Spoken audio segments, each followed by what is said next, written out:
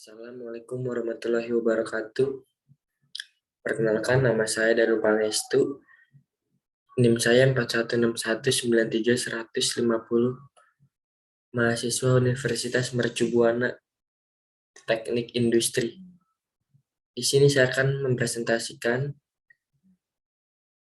tugas besar Bahasa Indonesia yang berjudul Fenomena Penggunaan Bahasa Pergaulan di Indonesia.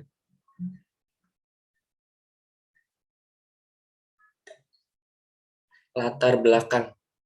Menurut KBBI, bahasa adalah suatu sistem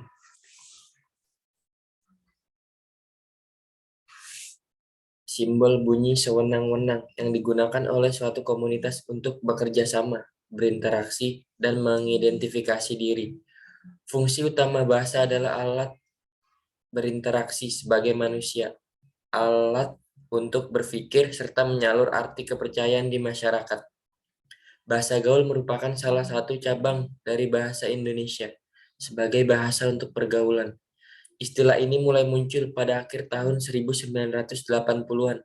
Bahasa gaul pada umumnya digunakan sebagai sarana komunikasi di antara remaja sekelompoknya selama kurun tertentu. Hal ini dikarenakan remaja memiliki bahasa tersendiri dalam mengungkapkan ekspresi diri. Pengaruh bahasa gaul terhadap bahasa Indonesia.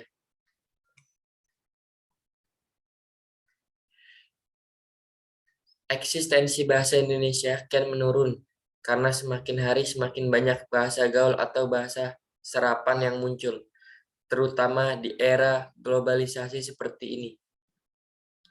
Banyak orang yang cenderung sulit bahkan tidak mengetahui bahasa Indonesia yang baik dan benar.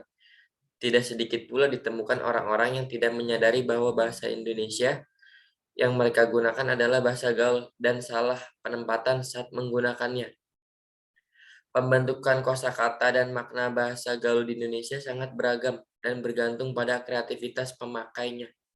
Jika ada sebuah kata yang dianggap baru dan lebih tepat untuk menggambarkan suatu keadaan, maka dengan cepat akan segera diadopsi. Nah ini, struktur bahasa gaul tidak jauh berbeda dengan bahasa formal Indonesia.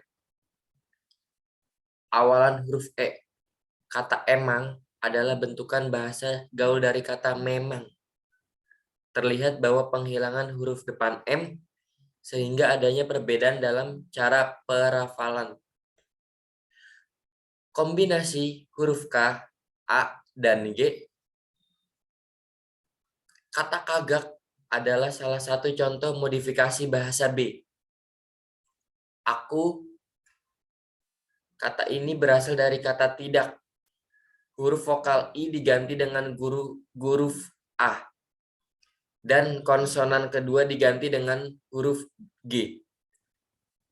Kata tidak akhirnya berubah menjadi kata kagak.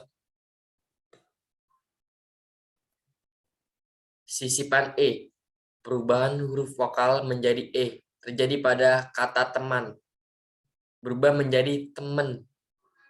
Hal ini tentunya membuat pelafalan kata tersebut berbeda dari kata aslinya.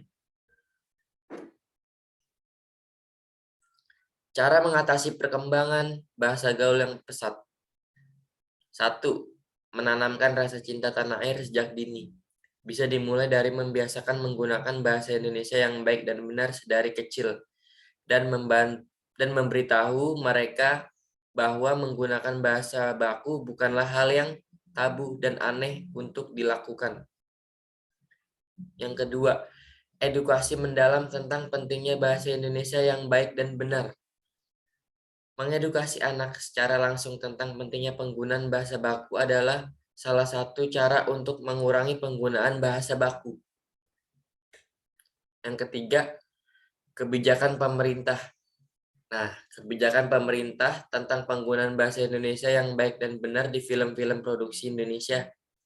Sehingga orang-orang yang menonton film tersebut tidak hanya mendapatkan hiburan, tetapi juga edukasi penting menggunakan bahasa baku.